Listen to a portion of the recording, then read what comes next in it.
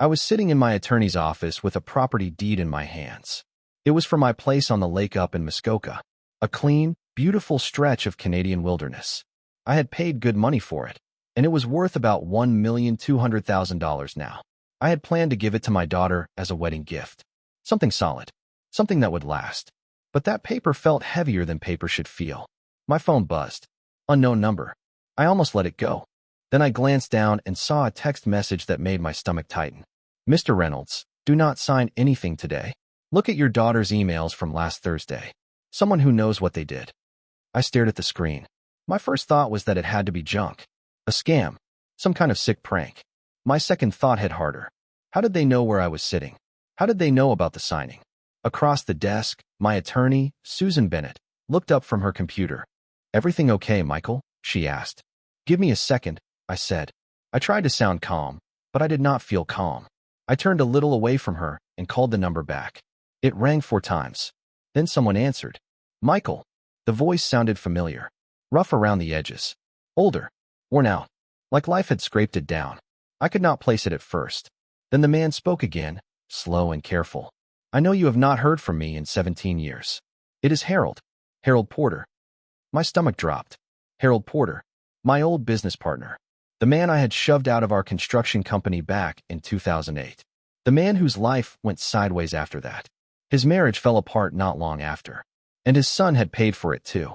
I knew all of that, even if I tried not to think about it. I lowered my voice. Why are you calling me? Because I owe you, Harold said. Not in a good way. I owe you a warning. I stood there in the office, holding the phone like it might burn my hand. Your daughter, Madison, he said, and that fiancé of hers, Tyler Brooks. They are up to something. My throat went dry. What are you talking about? I heard them, he said. Last week. In a restaurant in Oakville. I was not spying. I was not creeping around. They sat right behind me. They did not notice me at all. And they talked like nobody else in the world was listening. I swallowed. What did you hear? Harold let out a tired breath. Do not argue with me. Just check her emails. The ones from last Thursday, around midday. I tightened my grip on the phone. How would you know anything about her emails? There was a pause. Then he spoke like it hurt to say it. She forgot to log out on Tyler's laptop. I was at their place fixing their internet connection. I handle that stuff for the building now. That is what I do these days. I heard bitterness in his voice, like it was stuck in his throat. I saw enough, he said. Enough to know you are about to make a terrible mistake. Then the call ended. Just like that. I stood there for a moment, staring at nothing. And before I tell you what happened next, I want to ask you something simple. Where are you listening from? I am telling this story from Toronto. But betrayal is the same everywhere. It does not care what country you are in.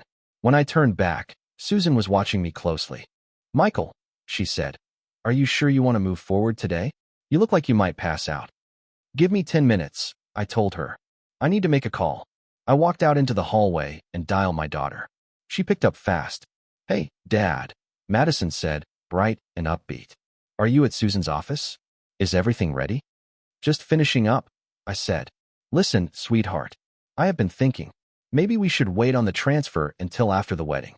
Make it a real surprise. What? She said. The cheer dropped out of her voice. No, Dad. We already talked about this. Tyler and I need to start the permits for the cottage renovation before June. Contractors are booked solid. I get that, I said. But still, we could. Dad? She cut in, and now I heard that sharper tone I had been hearing more and more lately. You promised. We have been planning this for months. Tyler already put down deposits with the architects.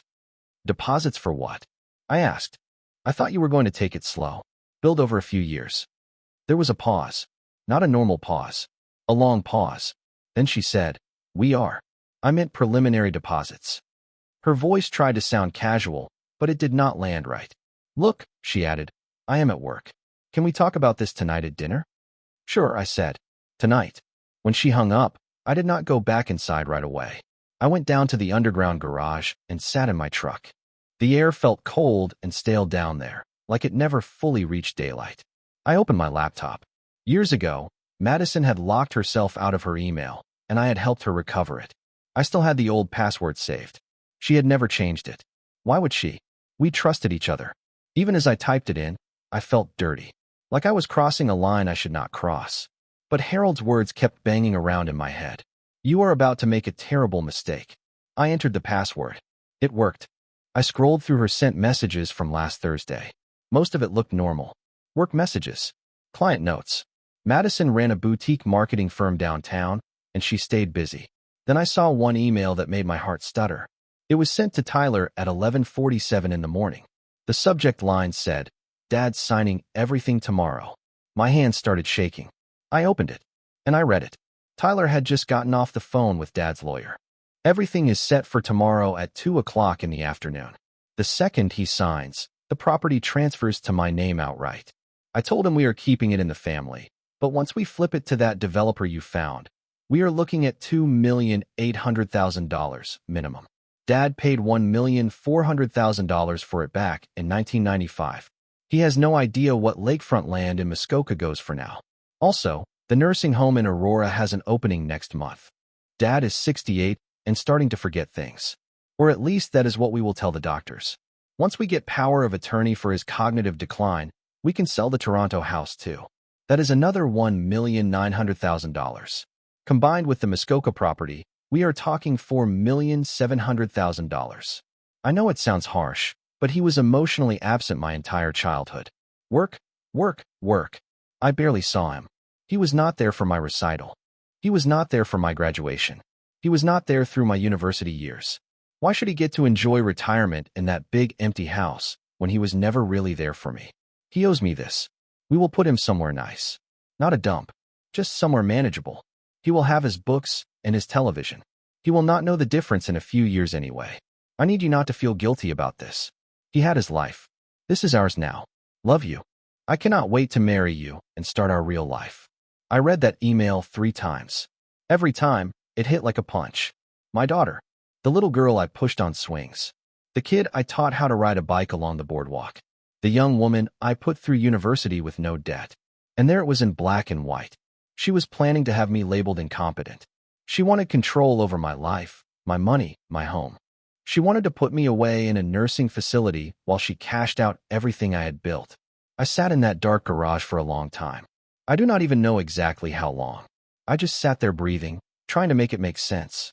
At last, I closed the laptop and went back upstairs. Susan looked up when I came in. I must have looked different, because her face went serious right away. "Susan," I said, "I need you to do something for me today." "Of course," she said. "What is it?" "I want a new will drafted," I told her. "Today.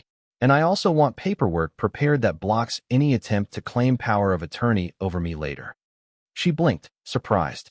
"Michael, what is happening?" I met her eyes and kept my voice steady. "Let's just say," I said, "I just learned something about loyalty. The kind that is real and the kind that is fake." That night, I went to dinner at Madison's condominium in Liberty Village. Tyler opened the door. He was tall and polished, the kind of guy who always looked like he had just stepped out of a catalog. He wore an expensive sweater, a sweater I had bought him last Christmas. "Michael," he said with a big smile, like we were best friends. Come on in. Come on in. Madison is finishing a work call." Their place was beautiful. Floor-to-ceiling windows. A clear view of the water. Modern furniture. Abstract art on the walls.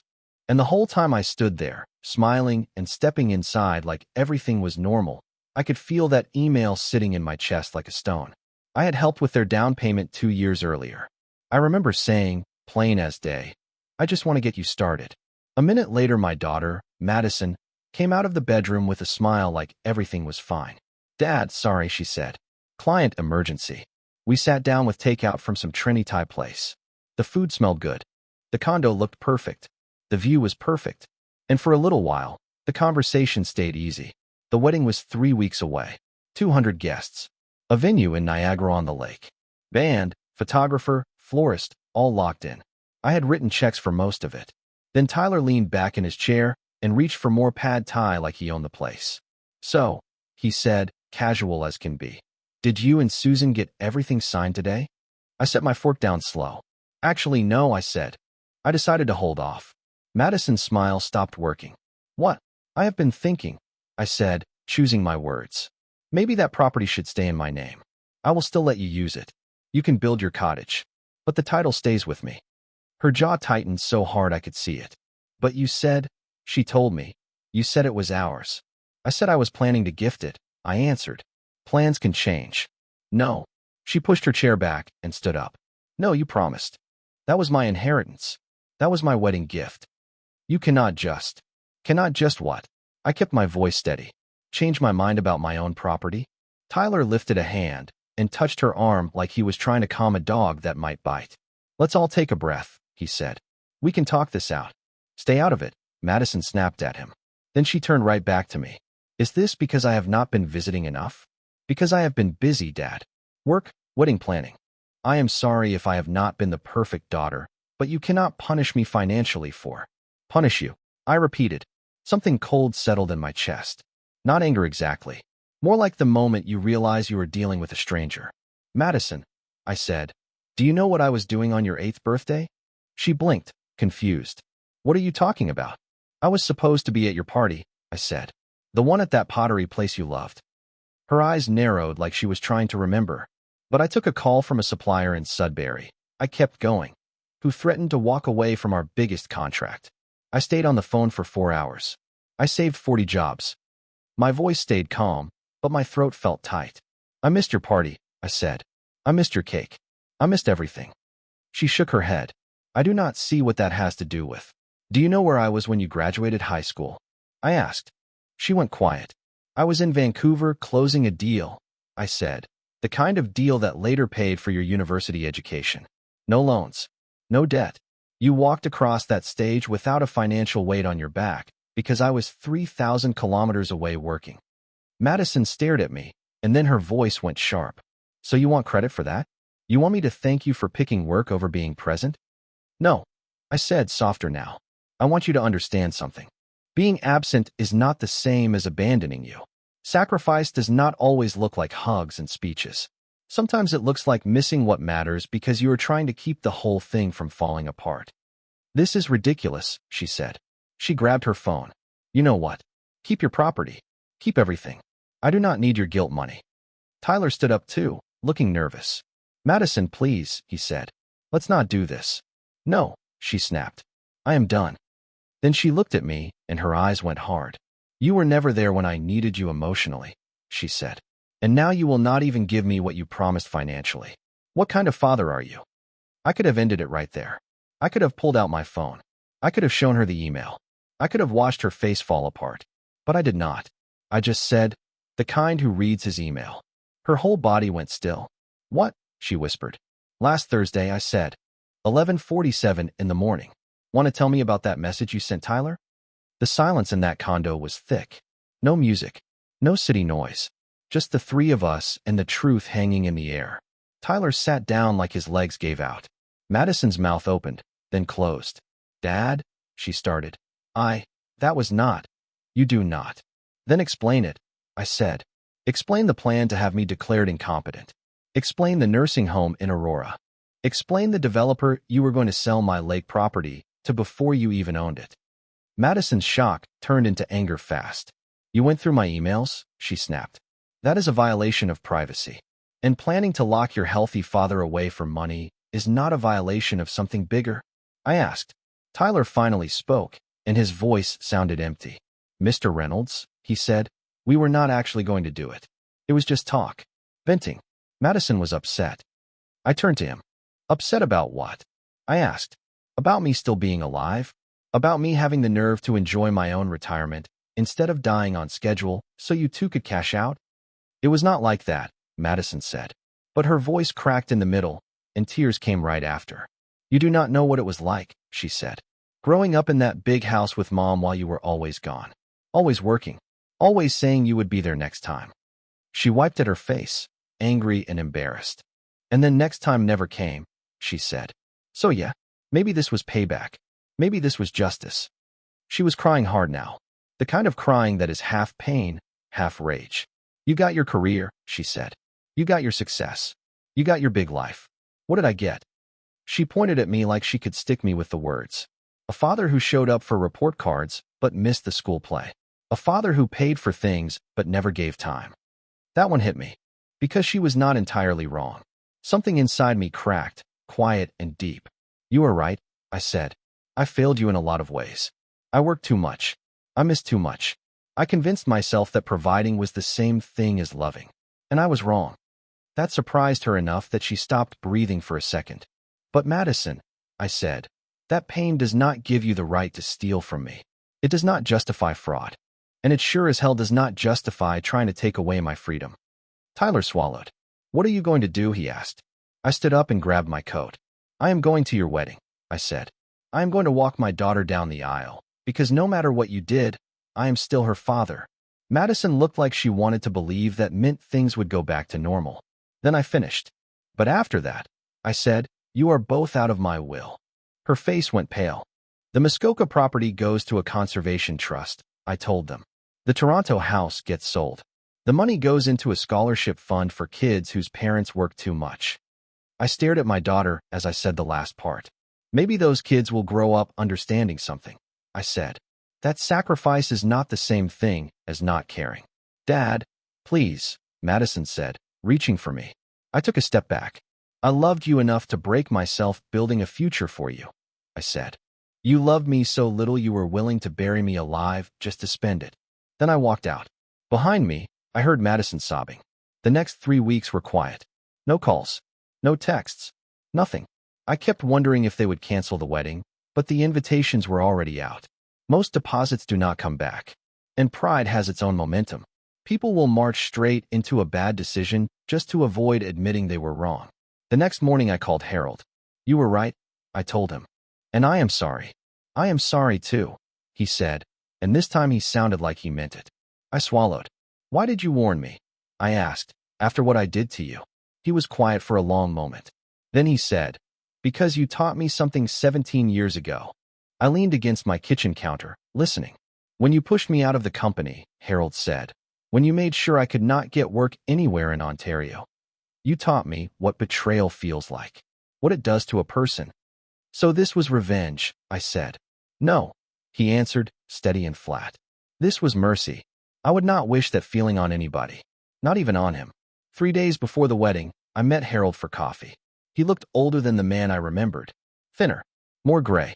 But his eyes were steady and awake, like somebody who has been through the fire and learned how to stand in it. I rebuilt, he told me. It took close to 10 years. I started small. Information technology consulting. Network management. I am not rich, but I am stable. I nodded. My throat felt tight. I am sorry, I said, for what I did to you. I was ruthless back then. I thought winning meant wiping out anybody in my way. Harold stirred his coffee slow. And now, I said, I am realizing that all that winning left me alone in a big house, with a daughter who looks at me like I am a cash machine that needs to be emptied. Harold did not smile. He did not act shocked either. He just looked down at his cup like he had heard this song before. My son does not talk to me much, he said. He was 12 when his mother left. He blamed me for losing everything. He is 30 now. He lives in Calgary. We text sometimes. Short messages. Polite stuff. Surface level. I let that sit between us for a second. Do you regret it? I asked him. The business. The ambition. All of it. He looked out the window, like the answer was written in the glass. Every single day, he said. But regret does not rewind time. Not for you. Not for me. The wedding day came fast. Cold and bright. Typical March weather for Niagara. The venue was something out of a movie. A historic estate with a view of the escarpment. 200 guests. A string quartet. Ice sculptures. Everything expensive. Everything perfect. My daughter had spared no cost. And most of that cost had come out of my pocket. I arrived early, before the main crowd. I walked through the halls and found Madison in the bridal suite. She was surrounded by bridesmaids and makeup people and curling irons and perfume and nerves. She looked beautiful. She was wearing her mother's dress, altered to fit, and her mother's veil. My wife, Karen, had died 6 years earlier. Cancer. Fast and cruel. 1 minute we were talking about normal life, and the next minute I was sitting in a hospital room watching the world tilt. Before she passed, she made me promise something. She made me promise I would take care of Madison. She made me promise I would not let work swallow me whole again. And standing there in that bridal suite, I knew I had failed that promise too. Dad, Madison said when she saw me. She stood up. Her voice was small. The bridesmaids looked at each other, then quietly filed out of the room. Even the makeup people stepped away like they could feel the heat coming. I swallowed. You look like your mother, I said. Madison's eyes filled up right away. Please do not do this, she whispered. Please do not embarrass me in front of everybody. I am not here to ruin your wedding, I said. I am here to walk you down the aisle. That is my job today. That is what fathers do. She blinked hard, trying not to mess up her makeup. And after that, I continued, you will be married. You will start your life with Tyler. And I will start figuring out what my life looks like now. She started crying again, careful tears, the kind you dab away with a tissue. I am sorry, Daddy, she said. I am so sorry. I do not know what I was thinking. I was angry. I nodded once. And Tyler kept talking, she said. He kept saying what you wanted to hear. I said gently. That is how it works. People tell us a story that makes our choices feel justified, and we grab onto it. I did not mean it, she whispered. The nursing home, the developer, all of it. It was just me blowing off steam. I felt like I got cheated out of a childhood. I looked at her and kept my voice calm. But you wrote it down, I said. You did not just think it. You made plans. At what point does a fantasy turn into intent? She could not answer that. Then the music started outside. Soft at first, then clearer. That is our cue, I said. I offered my arm. She took it. We walked together down the aisle past friends and relatives, past Tyler's family from Ottawa, past my old business contacts, past people smiling and taking pictures and thinking they were watching a simple, happy moment. I kept my face steady. Madison shook slightly on my arm. At the front, I placed her hand into Tyler's. The officiant began the ceremony. The words were the usual words. Love, commitment, forever. Then the officiant asked the question, if anyone objects. And I raised my hand. The room dropped into silence, so hard you could hear the air move. I did not shout. I did not make a scene. I just spoke clear. I do not object to the marriage, I said. But I do have something to say. Madison's face drained of color. Tyler looked like he might pass out right there in his suit. I turned slightly, so everyone could hear me. Madison, I said. Tyler, I truly hope you are happy together. I hope you build a good life. But I want everyone here to understand something. I paused so the message could land. This wedding is also the end of certain expectations. I reached into my jacket and pulled out an envelope. This morning, I said, I finalized legal documents. I could hear people shift in their seats. I could see faces turning, trying to figure out what kind of father talks like this during a ceremony. The lake property in Muskoka, I said, the one I planned to gift as a wedding present, has been transferred to the Ontario Land Trust. Gasps rolled through the crowd like wind. Madison's hands flew to her mouth. It will be conservation land, I continued, protected permanently. Tyler's eyes were wide and blank. Then I kept going, because I was already in it, and there was no clean way to stop. My home in Toronto will be sold after I die, I said, and the money will go to the Karen Reynolds Memorial Scholarship Fund, named for my late wife. That part hit people differently. I saw heads dip. I saw a couple folks blink fast. This fund will help kids whose parents work too much, I said. Kids whose parents sacrifice time in the name of stability. Then I looked straight at my daughter. Because I learned something the hard way, I told her. Sacrifice without presence does not create gratitude. It creates resentment. I let that breathe for a second. Money without time builds savings accounts, I said, not relationships. Tyler started to speak, like he was about to argue, but I lifted my hand and stopped him. I am not doing this to punish you, I said. I am doing this because I learned the lesson too late, and I do not want you living your life thinking love is a transaction. I looked around the room. My father died and left me nothing but debts, I said. I built everything from the ground up. I wanted my daughter to have more than I had. I tapped the envelope once, just a small motion. But more cannot just mean money, I said. More has to mean something. Otherwise it is empty. I turned back to Madison. I failed you, I said. I chose profits over school plays. Contracts over conversations.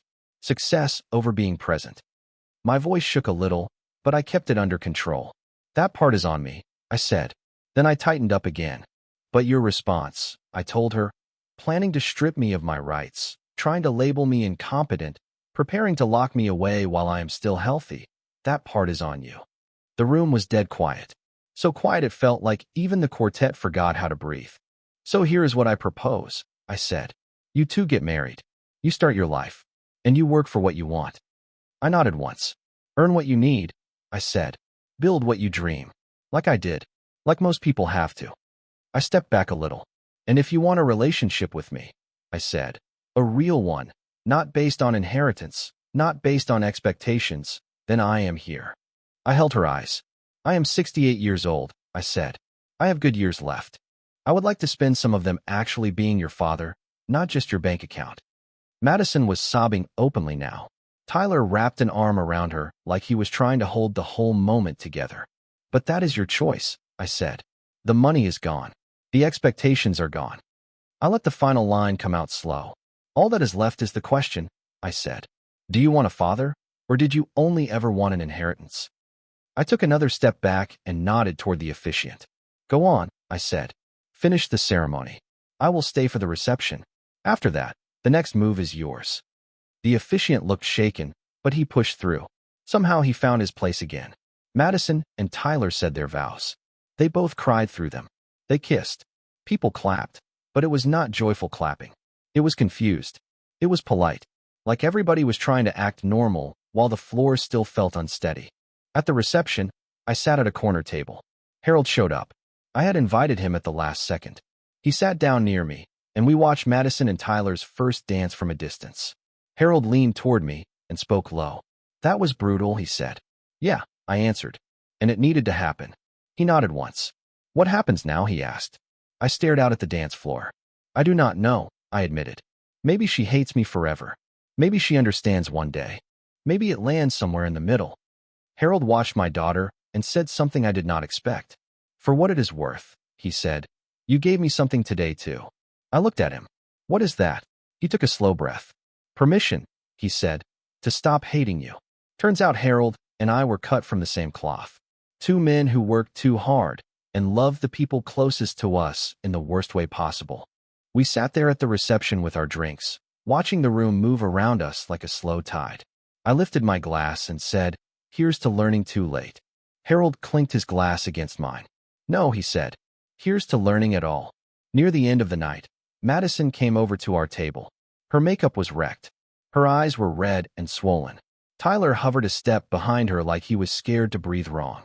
Dad, she said, can we talk? Of course, I told her.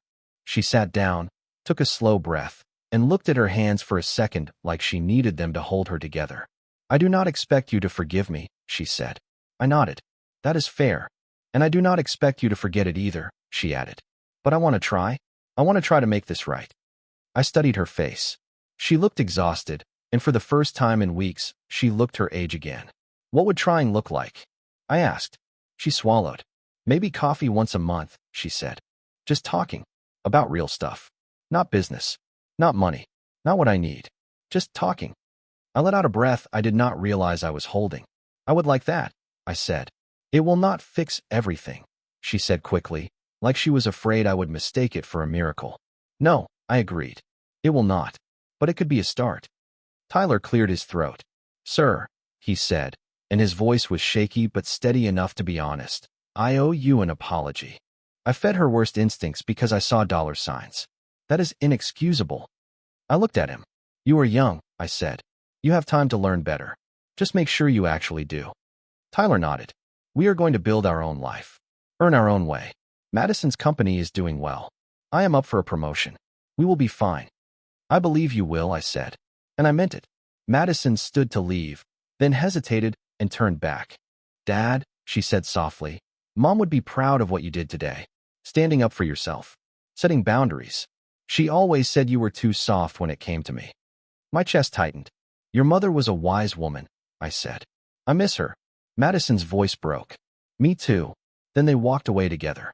After that, Harold and I sat in a kind of silence that did not feel awkward. It felt earned. Finally, he said, You know, maybe we both get a second shot at being better men. At 68 and 72. I said, better late than never, right? He gave a tired little smile. Right. That night, I drove home to my empty house in Rosedale. It was still quiet. Still too big. Still full of rooms nobody used. But it did not feel as empty as it had before. I had coffee planned with my daughter next month. I had a strange new friendship with an old enemy.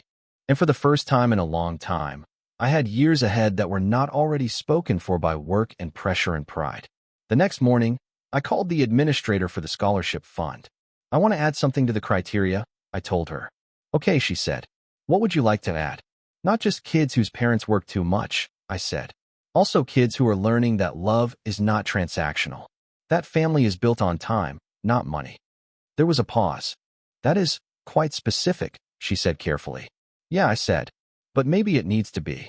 3 months later, Madison and I met for our third coffee. We were still careful around each other, still stepping over the wreckage, still figuring out where the safe ground was. But there was something real starting to grow, something that did not depend on deeds or wills or inheritance. I told her I had gotten the house appraised. I am not selling it right now, I said. I just wanted to know. She nodded. The realtor say anything? He suggested I could downsize, I said. Use the equity to travel. Madison stirred her drink. Would you want that? Maybe, I said. There is a lot of Canada I have never seen. I was too busy building things. She smiled a little. Tyler and I have been talking about renting a cabin next summer up north. Nothing fancy, just a week. That sounds nice, I said. She hesitated, then said, you could visit if you wanted. For a day or two. I felt my face soften. I would like that, I said. She stirred her latte again and looked down into it like she was reading her own thoughts. Dad, she said, I have been thinking about what you said at the wedding. About sacrifice and presence. I waited. I think you were right, she said. You did sacrifice. You did provide. But I needed you there, not just your checkbook. She looked up at me. And now I am realizing I am doing the same thing, she said. I am working 70-hour weeks building my company, telling myself it is for our future. But what future am I building if I am never present for it? I nodded slowly. That is wisdom talking, I said. That is my mistakes teaching you. She gave a small, sad laugh. Then maybe they were not wasted.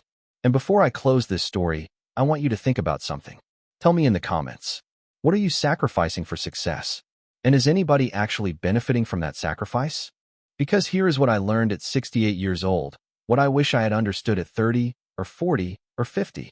Time does not wait for you to finish your to-do list. Your children do not pause their childhood until you are less busy.